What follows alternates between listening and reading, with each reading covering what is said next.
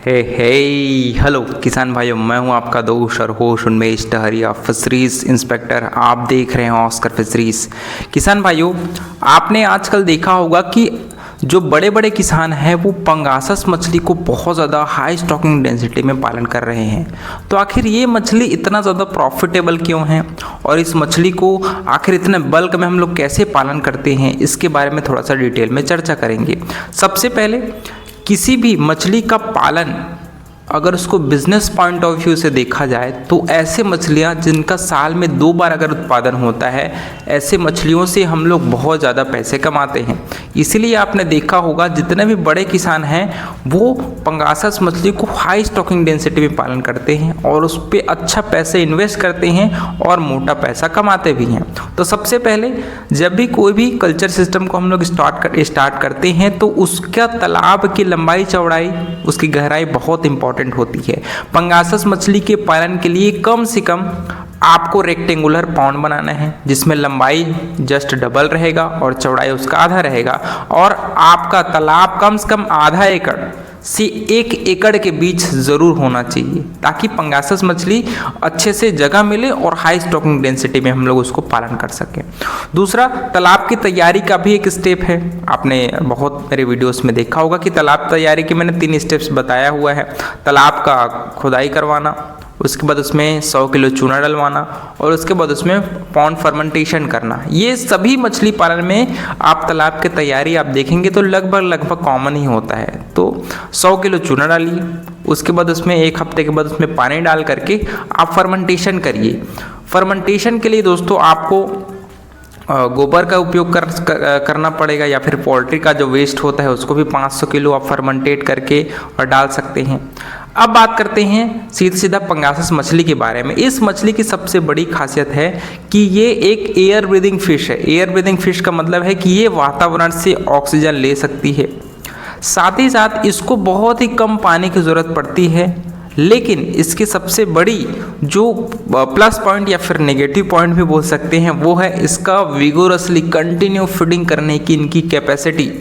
मतलब इस मछली को आप अगर एक दिन में 1 किलो दाना देंगे तो उसको भी ये खा सकती है, ठीक है। तो इसीलिए पंगासस मछली का आप FCR आप देखेंगे तो ये हमेशा 1.5 से कभी भी नीचे नहीं जाती, क्योंकि इस मछली को कंटिन्यू फीडिंग की ज़रूरत पड़ती है। साथ ही साथ इसका ग्रोथ परफॉर्मेंस भी बहुत हाई है। इस मछली को तैयार होने में अगर आप 10 से 15 ग्राम के भी बच्चे डाले हैं तो लगभग 6 से 8 महीने के बीच में आप पंगासस मछली को आसानी से तैयार कर सकते हैं, ठीक है। बात करें इसके इसकी स्टॉकिंग डेंसिटी की। 1 एकड़ के तालाब में 3 तरीके से इस मछली का पालन होता है। या फिर इंटेंसिव कल्चर कर रहे हैं आप तो उसमें आप 20,000 से 25,000 फिंगरलिंग डाल सकते हैं। सेमी इंटेंसिव कर रहे हैं मतलब कभी कमर्शियल फीड खिलाएंगे तो कभी फार्म मेड फीड खिलाएंगे तो आप इसको 15 से 20,000 डालते हैं। मान लीजिए आपके पास पैसे नहीं हैं तो 1 एकड़ के तालाब में आप इसको 5 से 6,000 की संख्या में भी डाल सकते हैं। बस इसको आप समय समय पर जो पोल्ट्री का जो वेस्ट होता है, बिट होता है, उसको आप तालाब में डालिए और ये उससे इसको भी फीड करके अच्छे से ग्रोथ कर सकती हैं। तो ये आपके ऊपर है। हमेशा मछली पालन में उसका पैसा बहुत ही इम्पोर्टेंट रोल प्ले करता है कि आप मछली का फीडिंग में कितना खर्च कर रहे हैं। बहुत सारे किसान भाई के पास पैसे कम हैं तो उसका जो फीडिंग है वो कम कराते हैं। तो जितना आप पंगासस मछली को फीड करा पाएँ उतना अच्छा इस मछली का ग्रोथ है वो होता है, ठीक है। अब बात करते हैं कितना मछली को फीडिंग क्या कराएं। देखिए, पंगासस मछली को आप हमेशा अगर आप कमर्शियल पॉइंट ऑफ व्यू से देखें तो इसको आप हमेशा कमर्शियल पैलेटेड फीड ही खिलाइए, फ्लोटिंग फीड खिलाइए, क्योंकि इसमें बैलेंस प्रोटीन होता है। साथ ही साथ आपके वाटर क्वालिटी पैरामीटर्स भी बहुत अच्छे से उससे मेंटेन रहती है। तो अगर आप पैलेटेड फीड की बात करें तो पैलेटेड फीड में स्टार्टिंग में जब ये मछलियाँ 10 से 50 ग्राम के बीच में होती हैं तो लगभग हम इसको 35 या 36% वाला प्रोटीन वाला खाना खिलाते हैं, पैलेटेड फीड 1 mm। उसके बाद ये 50 से जब 250 ग्राम के बीच में आती है तब हम लोग अपने प्रोटीन को दोस्तों लगभग 32% रखते हैं। फिर जब 250 से 500 जाती है तो 30%, और जब 500 से 1 किलो बीच में ये जाती है तब इसको 28% प्रोटीन वाला खाना हम लोग खिलाते हैं। यहाँ पर जैसे जैसे मछलियाँ बड़ी होती जाती है तो हम लोग पेलेटेड जो उसका खाना होता है उसका साइज़ को बढ़ाते जाते हैं और प्रोटीन के जो परसेंटेज है उसको कम करते जाते हैं। लेकिन इसका सबसे इम्पॉर्टेंट है कि इसका बॉडी वेट के हिसाब से जब हम लोग फीडिंग कराते हैं उसकी क्वांटिटी है वो समय के साथ बढ़ती जाती है, क्योंकि ये मछलियाँ 1 किलो होने में लगभग 1.5 किलो दाना ये खा जाती है। इसलिए आपको जैसे जैसे मछलियाँ बड़ी हो रही हैं वैसे वैसे आपको इस मछली के दाने की क्वांटिटी को बढ़ाना है। इसका फीड चार्ट होता है, उसको आप ऑनलाइन सर्च करेंगे तो आपको मिल जाएगा, है ना। तो जैसे जैसे मछलियाँ बड़ी होंगी आपको प्रोटीन परसेंटेज को घटाना है और क्वांटिटी को बॉडी वेट के हिसाब से बढ़ाना है।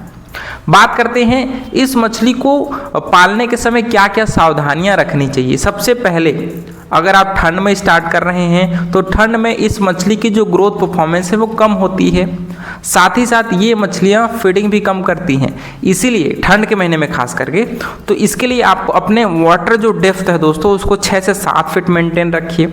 साथ ही साथ आपको समय समय पर तालाब में एरिएशन को चलाने की ज़रूरत पड़ती है, क्योंकि क्या होता है ना, जब हम लोग हाई स्टॉकिंग डेंसिटी में पंगासस मछली को तालाब में रखते हैं तो बहुत ज़्यादा एक्सक्रीटा वेस्टेज मछलियाँ छोड़ती हैं। बहुत ज़्यादा हम लोग फीडिंग कराते हैं, उसका वेस्टेज भी तालाब के बॉटम में जाकर के डिकम्पोज होता है, उससे अमोनिया गैस बहुत अधिक मात्रा में बनती है। तो उसको कंट्रोल करने के लिए आपको तालाब में एरिएटर ज़रूर लगाना है। साथ ही साथ समय समय पर तालाब में जियोलाइट, डिटॉक्स, ऐसे केमिकल जो अमोनिया को बांधने का काम करती है, ऐसे केमिकल को आपको अपने तालाब में 15 से 20 दिनों में एक बार ज़रूर तालाब में डालना पड़ेगा। साथ ही साथ आपको वाटर एक्सचेंज करना पड़ेगा। कम से कम आप हफ्ते में एक बार 20% अपने जो वाटर जो पानी है उसको एक्सचेंज करिए। नया पानी आप सुबह सुबह डालिए और कोशिश करिए कि हफ्ते में एक बार पुराना पानी को फ्लश आउट करिए।